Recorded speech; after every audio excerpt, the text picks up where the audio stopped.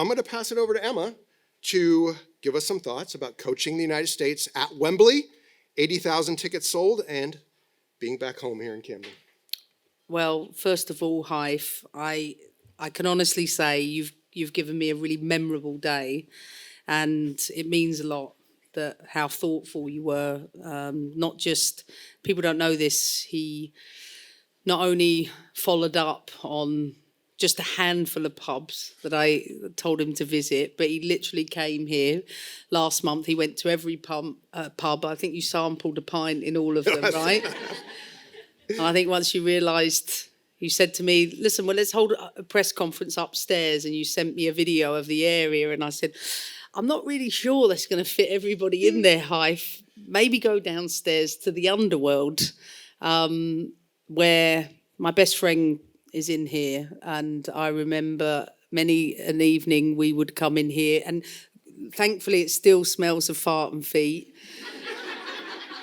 And it was a big indie place for me back in the day, and I definitely have not seen this place in the daylight, so that's refreshing.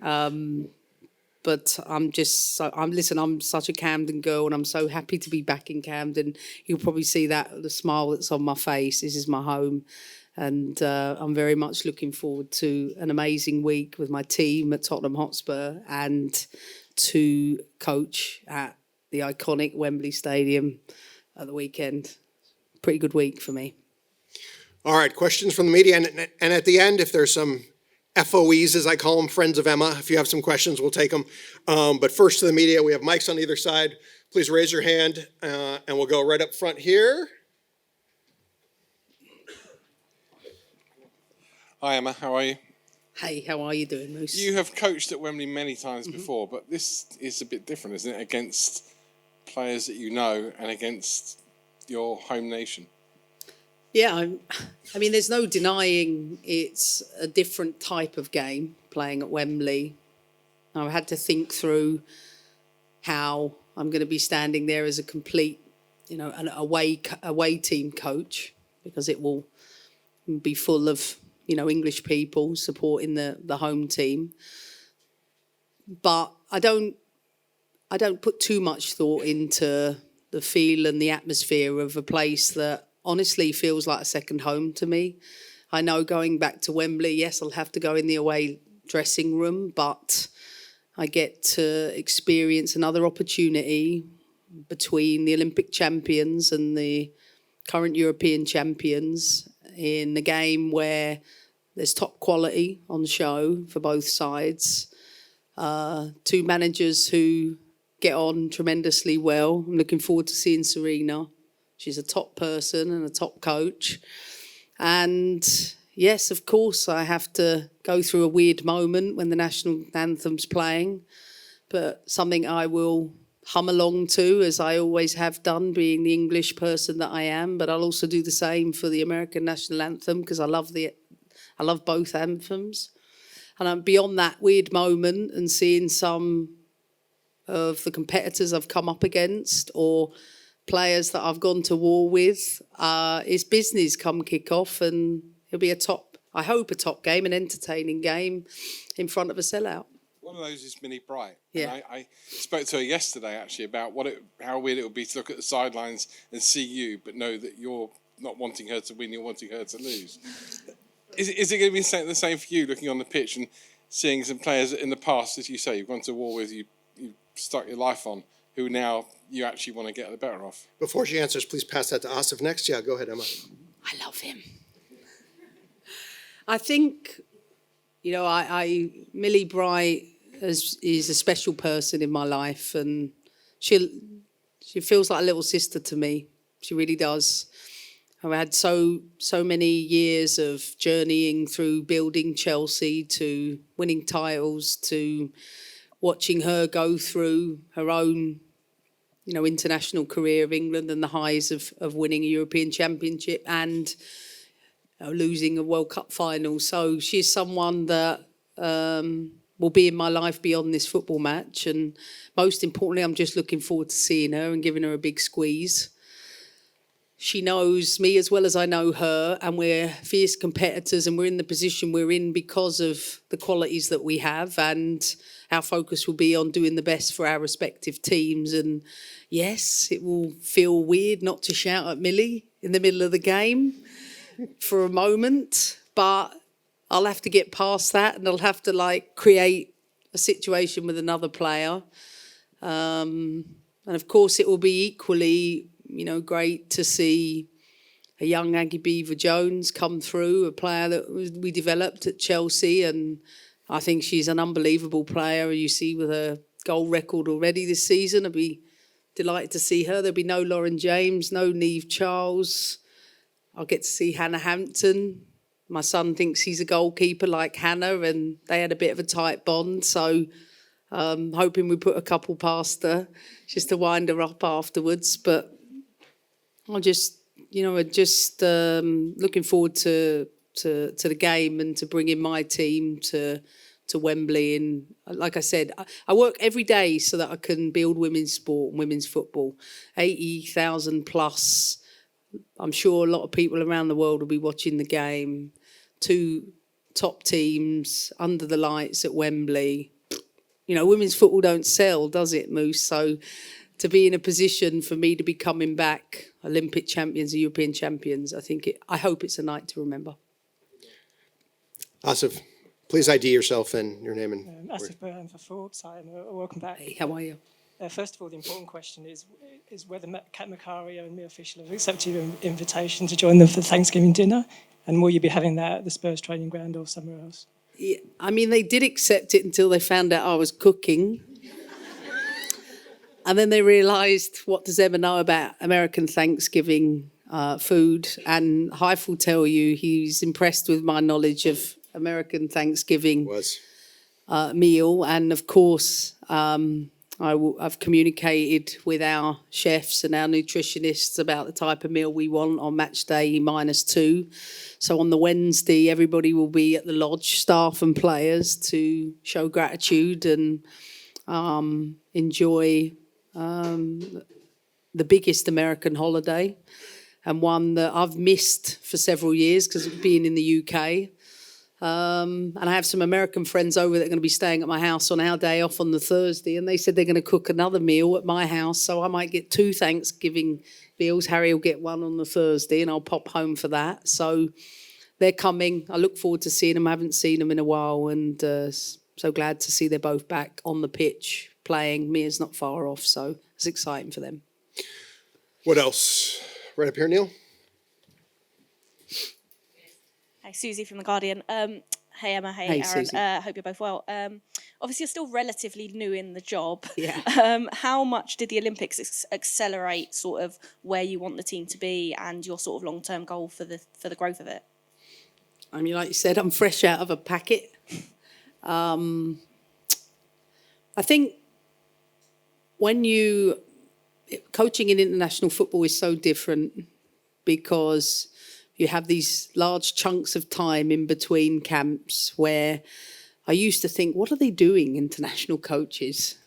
There's only so many games you can scout and watch. But what I've realised is that I'm a builder. And when I think back to building anything from my 10 years when I was in the US to building Chelsea, I really enjoy putting an infrastructure together so that when I leave, it still stays solid. I always say this, that's why I credit my mum for developing my self-esteem as a child, because I think even if my self-confidence might go up and down, my self-esteem base is always pretty solid. So when it comes to being on Zoom calls and developing the 27-28 women's national team, youth national team strategy, I get to use my brain in a different way, and I get to use all that experience and knowledge that I've developed over a long period of time to put into good use for future generations of Americans. Couple that with the donation by Michelle Kang means that I can put in place the youth development program that I think we need to in order to close the gap at the youth levels and produce more players for the senior level. Plus, most importantly, build a strategy that's centred around a female lens. That's where my big passion has always been, and I hope to develop within a federation a framework so that everything from commercial to marketing to comms to performance to technical to analysis, see everything through a female lens. Spent too much time frustrated, I think, about why we don't have the knowledge around female physiology, because we only invest 5% of that around women, to let's put a commercial strategy together that the women want to partner with, and these are partners that are fitting with us as women, to what type of environment we want to create in and around the female 360 and that health and physiological approach. You know this, I'm very passionate about it, and I feel like I've got the space now to really build that out. And once we move to the National Training Centre in Atlanta, hopefully partner up with universities to develop education courses, the degree level around coaching females, coaching women.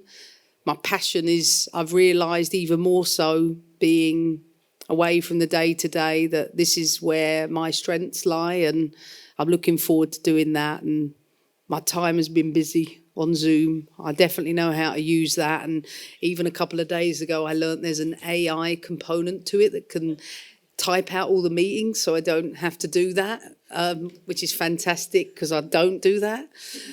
So yeah, I feel alive, I feel fresh, and even though I'm at the beginning, I feel very, I'm very invested in what I'm doing. And then you mentioned the youth structures and investment in that.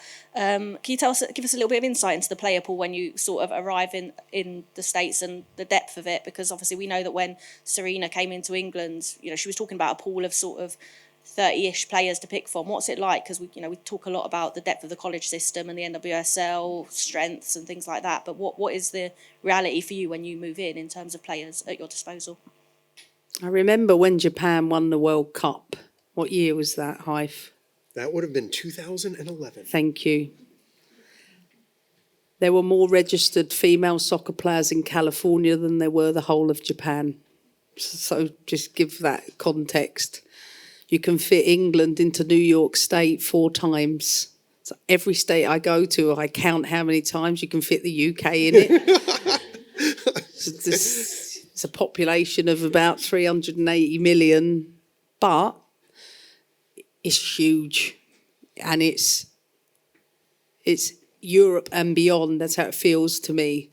So you have a thriving football ecosystem that consists of what they do at the grassroots level, and then upwards to college, to different pro leagues, to lots of other things in and around that. Unifying that under a women's football development strategy is probably the one thing that's absent, and that's probably going to be the biggest piece of what I could leave behind, is pulling all of that together, not just to understand it. I'm not here to change it. America is an amazing place that provides opportunities for girls and women that lead the way, and I realise that every day that I spend out there. But I think I say it to my son all the time, how do you eat an elephant?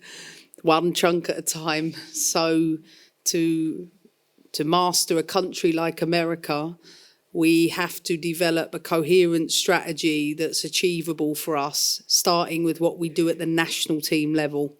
And the fact of the matter is that in the US, youth national team camps at all ages, we do a lot less than England, Spain, Germany. We don't even have an under-23 team. So we have to close that gap of providing more playing opportunities for our players outside of that domestic situation. On top of that, we need to develop not only more female coaches, ideally my successor, and ideally my successor's American, but to do that, I feel this is global. This is not about the US. Go and ask how many pro-licensed places there are in the UK for women. Probably 2 per 20. Like, is it okay, really? Like, that's the reality. We need to create equity, equality of opportunity. This for me is something I want to be so intentional about, so that there are more and more opportunities, not just for females to go into coaching, but to do what you do, or to do what he does, do what the guys behind the camera do, to enter our profession, but do it with a way that ultimately we can share what that female lens looks like and what the women's game looks like, and something that I still think we are nowhere near yet globally. Hi, Emma, Kit Shepherd from The Times. Hey. We know that the game on Saturday isn't necessarily like the be-all and end-all for your team on your journey to the 2020. You've clearly never played for me then, have you? Well, after that caveat, I was going to ask, like, for you as someone that's kind of coming home back to England, just like, what would it mean for you as an individual to come to the backyard of English football and win? Yeah, I mean, I could sit here and say to you it doesn't matter, but we all know, like, I'm a competitor, and I want to win football matches, and I represent a dressing room that likes winning too. So, of course, we're coming to win at the weekend. But it's not like my overarching goal. I want to win the World Cup. I want to qualify for the World Cup. I want to win the World Cup. So to do that, what I've realised, when you have something about 30 sessions every year at international level, and then how many games do we have every year, Hive? 18 to 22. Very limited opportunities. So you get caught in a, like, the rock and hard place at international level is, in order, with such limited games, you got to stick with the same group because they've got to develop the playing style. I know, but you don't develop opportunities. And what I realised when I took this job is that we had a lot of players that had less than 25 caps, which there was a gap of like those above 100 and then those that were like 2, 3, 4. And I was like, we have to develop a broader pool. So when you develop strategies to win, you can't just always zoom in on, of course, I want to put out a team that, I'm not going to put out a completely experimental team. There have to be connections and relationships there, but I also want to give opportunities. So getting that balance in these two games is critical, because there is going to come a moment I want a player who's got 1 or 2 caps to experience what it's like to play in front of 80,000 people, and it feels a bit hostile and a little bit cold, and you're not really sure because you get a bit roughed up in the game who you are. I want to see who some of our players are in that. But sometimes you do that at the expense of maybe putting someone there you really know what they can do in that arena again and again. So I will stick with my long-term goals. That dominates my thinking. And yeah, go to the bench when I need to. And can I just ask one slightly different one? Like, we are all aware of the result in the US election this month, and we're also aware that the US Women's National Team became a bit of an anti-Donald Trump symbol the last time he was in power. So how have you and your team processed the fact that he will soon be back in power? I haven't seen my team yet, so I can't answer to that about what that conversation will be. I answered this in my last press conference. I have a group that maybe they've established relationships and they have those conversations between themselves, but I haven't sat with them during any of the meal times to discuss politics, not for any other reason that they're busy doing other things. You know what I mean? I don't want to sit at the table with their head coach and talk about that stuff necessarily. Maybe they might do, but we just haven't. So will it come up? It might do, but we've got Tottenham Lodge to enjoy, and we've got Wembley to look forward to. I've booked Cluedo for us to do tomorrow evening for 2.5 hours, so that will be busy for some portion of it. Then obviously analysis and Thanksgiving. I think we've got quite a bit to do, so we might not get to the elections, and if we don't, I'm all right with that too. Go ahead. Hi, I'm Charlotte Harper Hey, from Charlotte. The Athletic. Good to see you. We're in the underworld. Yeah. with your friends and family and the media. It's quite a Yeah, be unique, careful, Charlotte. There's a lot of our people here. a unique situation talking from your team selection to politics. How does this feel for you? Brilliant. Like, look, I've always been very candid with you guys. You know that.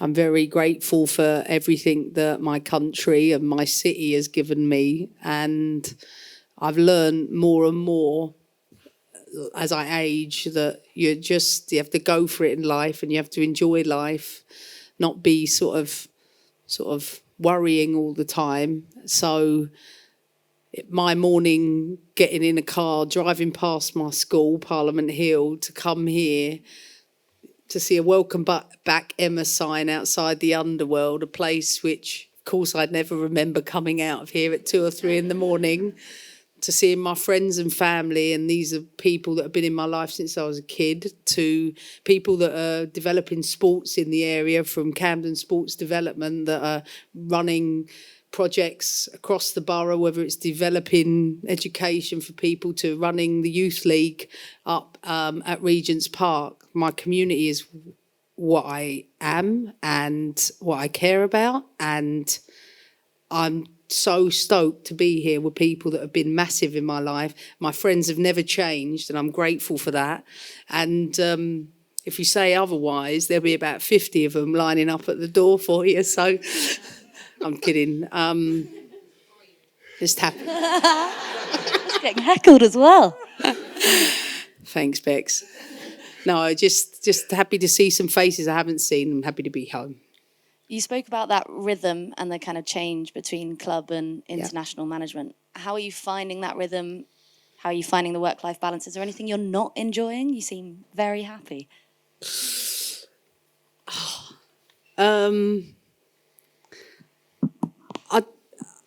I didn't know what to expect. I was a little bit afraid of how's this rhythm going to affect me. I'm so used to getting in the car, driving to the training ground. I worried that it's not 12 years, probably 25 years of doing that 6-7 days a week. I worried about that for about 4 seconds. And then I said, okay, what's the benefits? I get to get up and breathe, not rush. I get to take Harry to school. I get to go to the gym. I get to create my schedule in and around those things. Don't sacrifice the things that make me feel healthy. I definitely didn't feel healthy at the end. I actually felt quite unwell at the end of my time at Chelsea. I just felt like, so I'm not going to say it's pressure. I just think it's just the stress, the toll it took on me. I just feel like and menopause, and doing that during menopause, I realised was even harder. So to get on top of all of them things, I feel like I've got my mojo back and my smile back and joy back, that I didn't realise how much I'd lost in that. And to do that means that, like, I'm loving football more than ever, and I'm clear about all the things that I want to do. And as I said, I'll do it so that I preempt it. I'm not going to answer any questions on men's football, not because I don't expect you to ask me them. I'm used to you asking them, but because I know exactly where I am and what I want to do with my life, and that's in the women's game, and that's with developing everything in and around that. And that clarity's really, really helped me to shine a light even internally in our own federation of things we need to do. And I'm just enjoying and thriving in a different way, and I think the change of routine has been really, really helpful, as well as seeing America and the way the people have received me, not just the players but the fans. It's been really amazing. And in fact, she took Harry to school this morning. Yeah. So there you go. Go ahead. Hi, Emma. Sandra Hey, Broby, Sun Sport. I was just going to ask, going back to some of what you were talking about in terms of what you hope your players will get from being here and being in that hostile environment of, playing at Wembley. What do you hope the younger or newer players within the USA women's team will take from that experience of playing the Lionesses and, just being in that environment? I was talking with my executive coach yesterday about this, that there's this spectrum around performance that I know that I myself am a person that have to be at my stretch point to perform. And if I'm at my stretch point, that's where, so I always feel the bigger games, that's great for me.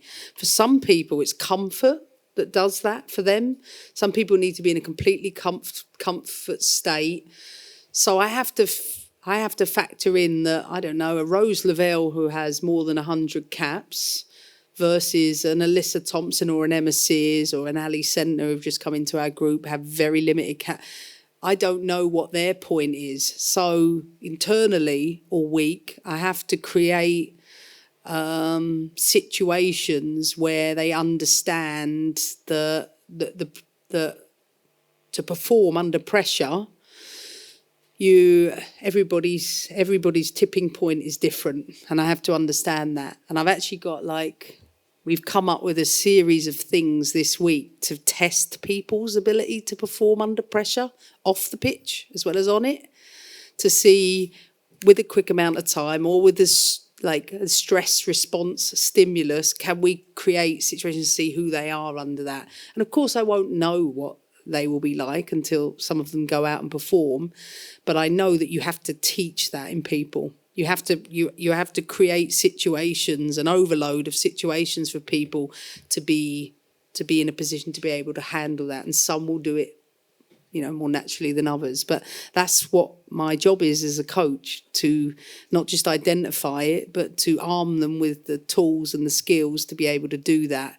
Now, granted, calling 3 names out, in a team meeting and tell them they've got to do an X Factor performance, in 1 minute's time is one thing, but walking out and seeing 80,000 plus people is another if the highest level you've played at was in front of 10,000 or it was a college level. So you know what I mean? But you almost have to do it. They've got to be in that arena to see who they are in that. And that's what I'm actually looking forward to seeing, which ones of our players thrive under that and which ones need more support.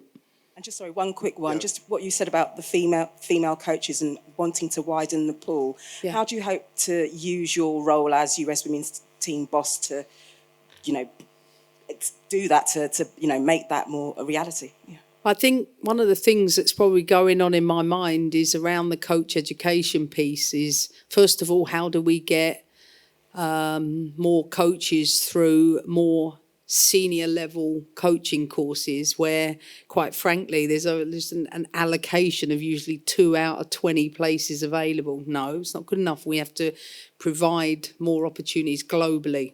1, 2, start thinking about, how we think about so much of the workplace. And if you look at top businesses that want to retain women in the workplace, they'll come up with creative ways to do that. It might be job shares, or it might be, in football sense, co-coaching, which happens in the US too, particularly in the college game. And if we value women and we want to keep women in the workplace, we have to be creative, because raising children is it's the hardest job in the world, and your children need you too. So, but you're entitled to be able to do that and have a job in football. So I think we have to think through a female lens. That's at the heart of everything. Think through a female lens firstly on a physiological level, but what do women need? What do women need to be able to do their jobs, instead of everything's through a male lens? Everything we've created, the systems, the frameworks, what we base the methodology on, everything is done through a male lens, and that is my goal. I seek to challenge that. Please. I'm Mike Walters, Daily Mirror. Hello. When you were young and carefree and Still am. Thank you. And perhaps pointing at the ceiling here on a night out, did you ever seriously dream that you would wear an Olympic gold medal round your neck? Did you ever dream of leading out a national side in front of 80,000 fans at Wembley in the women's game? Did you ever seriously think you'd win 5 titles in a row? Here's the true test of that question. For everybody that knows me in this room, put your hand up if you thought that would have been the case for me, and then look around the room. So many people say they saw that for me, but maybe you're right. I didn't necessarily think that was going to happen. I knew it was what I wanted, and I knew the sacrifices I made in my life to get to where I am. I know how many weddings I've missed, how many birthday parties I've missed, how many holidays I've missed. I know how many nights out I missed. My friends will tell you that, my family will tell you that, sat in the room. Emma always put football first. And sometimes I'm not always proud of that. And it was lonely, many times. It was really lonely because I had a dream for the game, not for myself. I had a dream for women's football that I've been able to live. And I'm just so grateful that I was pushed by my parents and my family to be able to do that. And without them supporting me to help with Harry and everything like that, I definitely wouldn't have done it. But I haven't finished either. There's more I want to achieve in the game, and I want to make sure I give everything I've got, because this is one of my purposes to being on this planet, and I intend to fulfill it with the force that I know I can be. Hi, I'm Catherine from. Hey, Catherine. You've touched on it a little bit there. You always said you're still the kid from Camden. Yeah. I wondered how important that upbringing was in terms of making you the person you are today and the manager you are today. Yeah. I probably shouldn't say this in a press conference, but one of my friends used to live up in Delancey Street, and she lived in a big posh house. It was a nice 5-story. It was lovely. It was gorgeous. And I used to go up there and maybe pretend a little bit about, maybe this will be a life for me one day. And I used to go home and I'd come home with a little posh accent, and my mum would say, "Your still stinks."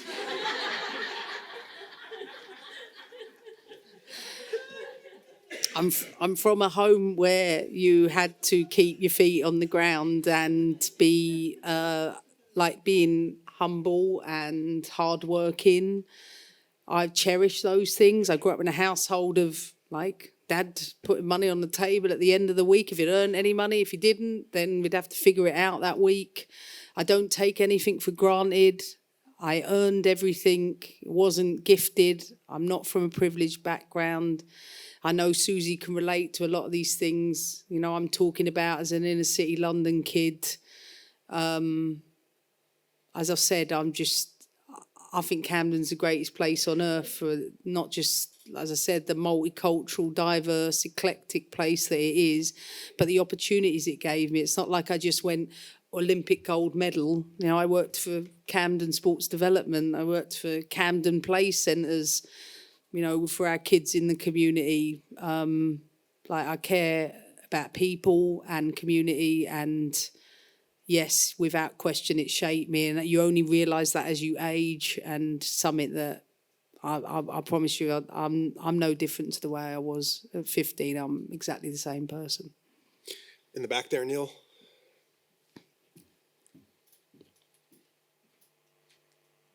Bit of a long way, sorry. Hello, Emma, nice to meet you.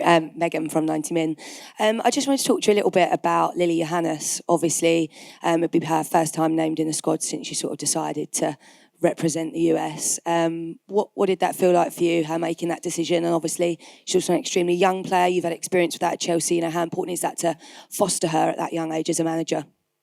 Yeah, the first thing with that was that I believe people should arrive to the point they need to when they're ready. And you're correct in that she's a young person who has, yes, born in the US, but playing her football in the Netherlands. But I think about the number of players I've recruited to play football from my college coaching days to being at Chelsea. And I felt like I knew what that process was like, and you have to play a long game with those things, and nobody wants someone who is putting them under pressure. I feel the opposite. I think it was best to take that off of her and let her decide when she was ready. I think our success at the Olympics might have helped with that decision, plus the camp she was in. I think she really enjoyed that. But the real work for that now really begins, because the expectations start to grow on such a young talent, and she is young, and there's still a lot of areas for her to grow and develop physically. So we have to nurture her without the expectation that we always place. But as you quite rightly said, I'm used to developing players from a young age, and one that I'm really, really looking forward to. Last one's right here. Our friends from Sky and BBC, or just Sky. Emma, thank you for justifying our decision not to take this press conference live today. You'd got me in a lot of trouble. Great. Look, I suppose that you were talking about equity and equality you want to see within the game, but obviously we saw more hate within the game from when Chris Mewis and Sam Kerr posted their exciting news on social media. Just how disappointing is you as that, is still seeing that sort of week in, week out, and how vulnerable are the players, I suppose, when they try and do something joyful, they're still receiving this kind of reception? I mean, first of all, Sam will be an amazing mum. I know that. She will be amazing. She's got great patience and perseverance and a character and a personality that she will roll with the criticism or the hate speech that's being spouted all over the place. But she's a human being, and it's not nice. At the end of the day, it's a massive announcement for her and Christy, and one where the vast majority of people are supportive and behind them. But you can't change everything, and of course it's disappointing. But what I've realised more and more is put your energy into the things that really matter, to the people that really matter, and try not to give too much credence or energy to the negative things and naysayers that want to disrupt or take away. And I'm pretty certain Sam is not only well equipped to be able to move forward, but she's got bigger things to focus on. She's got to get back playing for Chelsea, which I know she'll be excited to do. And two, she better get ready, because she ain't going to get any days out and nights out when she becomes a mum. And that was the first thing I'd text her. So good luck to them, and very, very happy for them and very proud of her. Last one goes to Joe here, who came over to New York when we unveiled Emma in May. So thank you for doing that. This is just as glamorous as New York City, I have to say. I asked this question fully in mind that there's a very important game at the weekend. But with the players being in London, will there be a team excursion out to see any attractions? And if not, what would you recommend to them? What is the Emma Hayes guide to London? Well, so a couple of them arrived early yesterday, and they went to the Borough Market. So I thought that was a decent choice.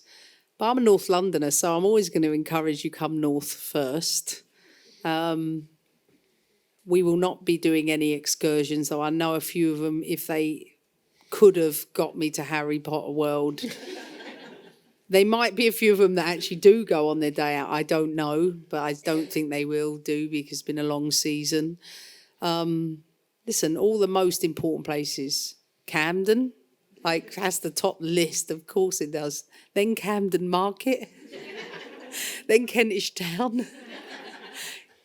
Coles Yard at the King's Cross is pretty decent. And if you want to go and see the palace, that's one thing to see. But I always think somewhere down the embankment's always a lovely walk, and probably Covent Garden to round it off. I'm not really a Shoreditch person, and Notting Hill's too far for us North Londoners and too far from them from the lodge. So just stick north. That's what I'll tell them.